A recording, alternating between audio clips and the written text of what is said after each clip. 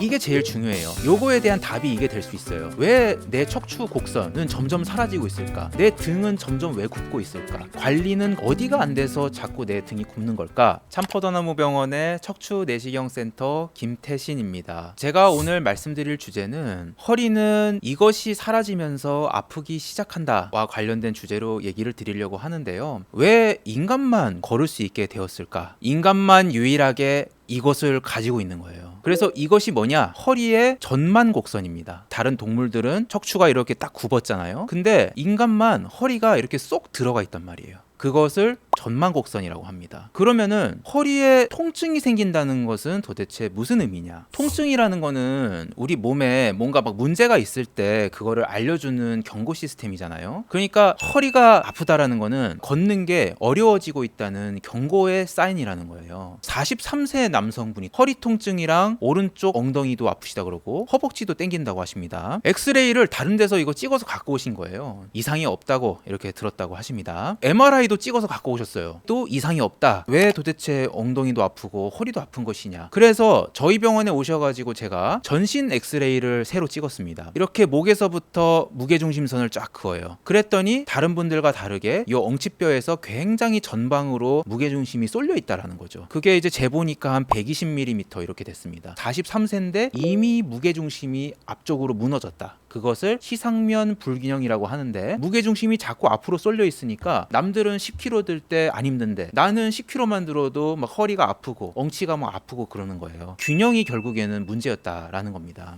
그 다음에 허리가 완전히 일자가 됐어요. 다른 동물과 다르게 인간만 허리가 이렇게 앞쪽으로 구부러진 전만 각도가 있다라고 말씀을 드렸잖아요. 대한민국 평균이 한 35도에서 45도 한단 말이에요. 근데 이분 보시면은 재보니까 한 26도밖에 안 돼요. 일자 허리라고 합니다. 강아지들이 또 일자 허리예요. 그래서 이 강아지들은 잠깐 일어날 수 있는데 얘네들이 자꾸 앞으로 꼬꾸라져요. 인간도 아기 때는 일자 허리입니다. 앉혀놓으면은 자꾸 앞으로 이렇게 꼬꾸라진다고요. 허리에 이 전만 곡선이 생기면서부터 앉을 수가 있게 됩니다. 그래서 아기 때 만들어진 허리의 전만 곡선이 나이가 들면서 계속 사라져요. 점점 사라지면은 인간처럼 앉아있기가 힘들어진다. 앉아있으면은 허리가 아픈 거예요. 통증이 내 몸이 이상이 생기고 있다는 경고 사인이니까 그게 생기는 거예요. 이게 제일 중요해요. 요거에 대한 답이 이게 될 수 있어요. 왜 내 척추 곡선은 점점 사라지고 있을까? 내 등은 점점 왜 굽고 있을까?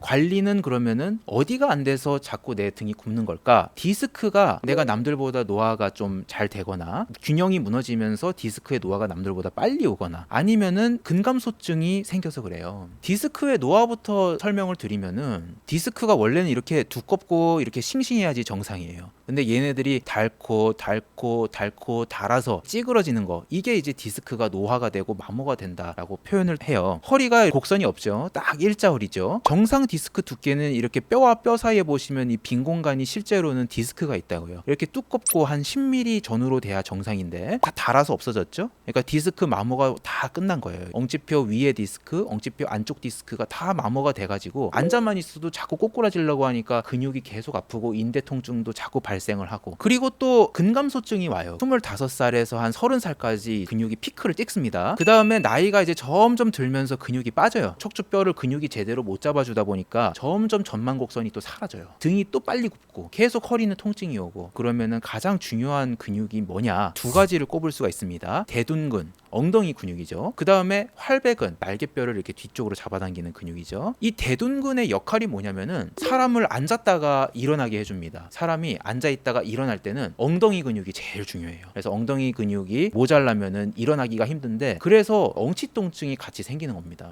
그 다음에 이 활배근은 등 근육이죠. 등을 이렇게 뒤쪽으로 당겨가지고 굽지 않게 허리를 당겨준다고요. 근데 이 두 개가 줄어든다. 디스크의 무게가 빨리 실리니까 디스크 마모가 또 빨라지고 허리가 계속 굽기 시작해요. 곡선이 사라지는 거죠. 그러니까 앉았다가 일어나기가 힘들어져요. 물론 유전적으로 내가 남들보다 좀 곡선이 적을 수도 있어요. 등이 뭐 좀 더 빨리 굽게 태어났을 수도 있는데, 그런 것들도 이런 등 근육이랑 그다음에 엉덩이 근육 관리가 잘 되면 훨씬 더 늦출 수 있다라는 거죠. 이 말씀을 드리면은 내가 당장 아픈데 근육을 뭐 어떻게 키워요? 운동을 할 수가 없는데 올바른 자세부터 이제 시작을 하시는 거예요.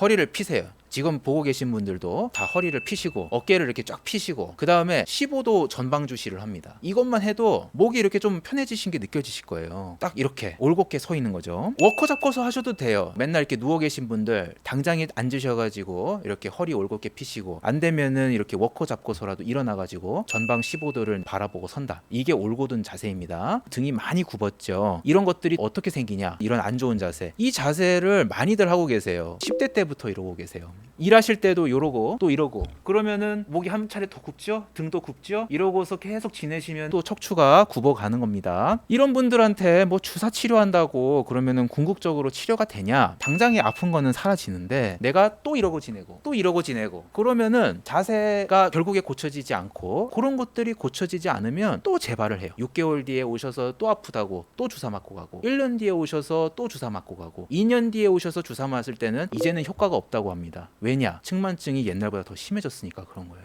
그래서 궁극적인 치료는 재활이랑 운동, 자세 교정을 통해 가지고 척추의 곡선을 제대로 만드는 것이라고 거듭 강조를 드립니다. 그러면 이제 자세를 만들었어요.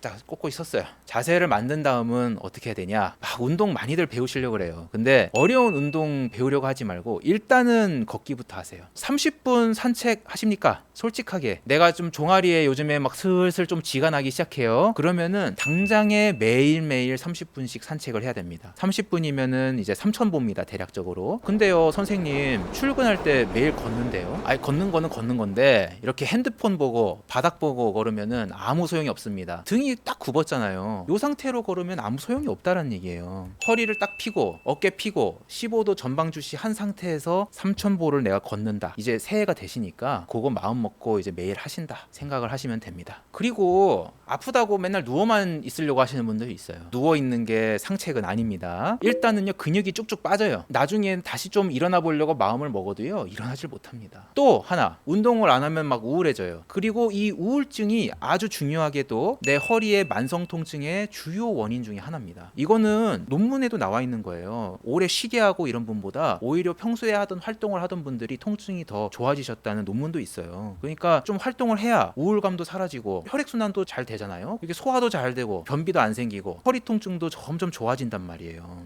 요거를 한번 해보세요. 네, 체어 스쿼트.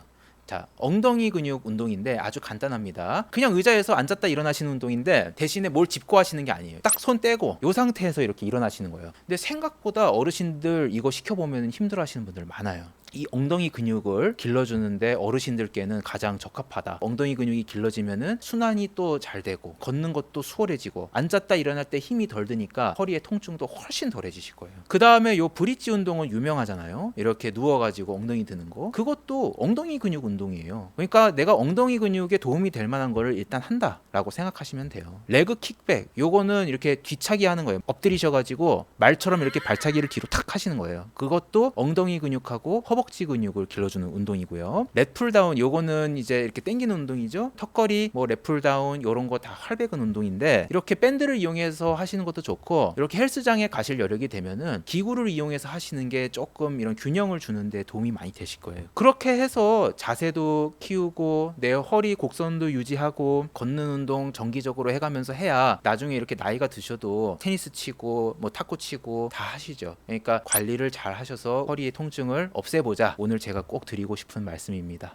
뭐 수술 이런 거는 정말로 필요할 때 정말로 필요한 부위만 하는 거예요. 저도 수술하는 사람입니다. 나사를 박는 유합술이 필요한 경우도 있어요. 정말 필요한 경우도 있습니다만 가능하면은 이런 비수술적인 치료로 하고 그 다음에 수술을 하더라도 가능하면은 최소 절개 수술 그게 뭐 내시경이든 현미경이든 디스크가 터지면 그 부위만 아니면 협착증이 있으면은 딱 그 부위만 이렇게 최소 절개 수술을 하시는 거예요. 지금 혹시나 누워 계신 분들이 있으면은 저는 자신 있게 일어나서 앉으시라고 아니면은 걸으시라고 말씀을 드려요. 누워 있는 게 상책이 아니기 때문에 사람은 걸어야지만 인간답게 살 수 있기 때문에 그렇게 되실 수 있다고 믿고 그렇게 되시도록 오늘의 강의가 좀 도움이 되셨으면 좋을 것 같다는 생각이 듭니다. 네, 이상으로 마치겠습니다.